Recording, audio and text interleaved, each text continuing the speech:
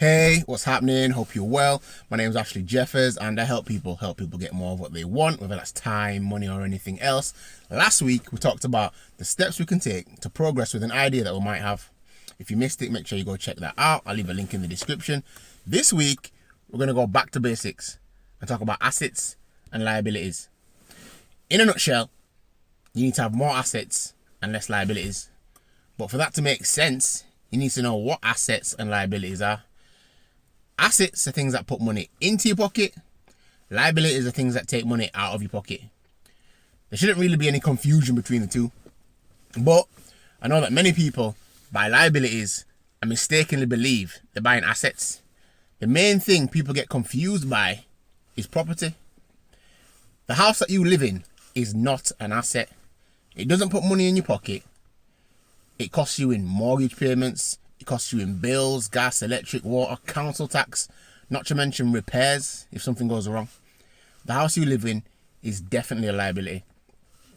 A house that you rent out is an asset because it's putting money in your pocket. You're making profits every month and also from the capital appreciation. A car's another one. Just because you bought a nice car doesn't make it an asset. In many cases, you've got it on finance. You've got payments to make and it will still need maintaining, taxing and insuring. It's a liability. The only occasions when a car is an asset would be if you buy limited edition cars where there's only a small number and, you know, not many people can get them. Again, I'm not an expert in that field.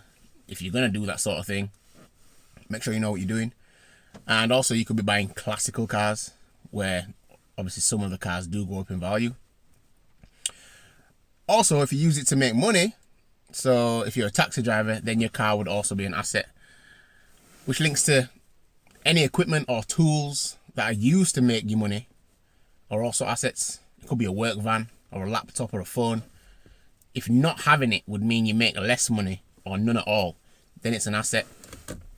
On the other hand, if it's just a nicety that could cost money but doesn't make any, then it's a liability. Cash is an asset. Just to be clear, cash in the bank doesn't do much for you. It's losing value because the interest rates are lower than inflation. However, when you've got cash, you can take advantage of opportunities as and when they present themselves.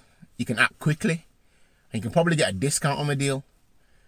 So you can technically make money on the buy. Another way to think about it is, if everything else in your life messed up and went wrong, would you be glad or sad that you've got whatever it is you've got? This is not fully related, but I feel like it's got to be said. There are people who spend hundreds, if not thousands, buying all the brand name clothes, footwear, and accessories, but then don't even have any life insurance.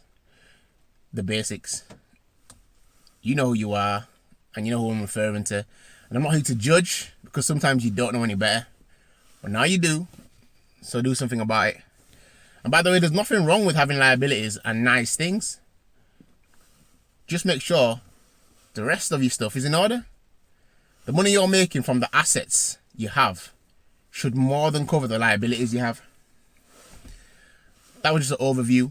Obviously, there's loads more different types of assets and liabilities. If you've got any questions, feel free to ask. I hope you got value from this week's Ask Wednesday. If you did, just type value. Feel free to share with anyone you think could also get value from this video. Next week, we're going to be talking about cybersecurity. So don't miss that. Enjoy the rest of your evening. #Ask Wednesdays.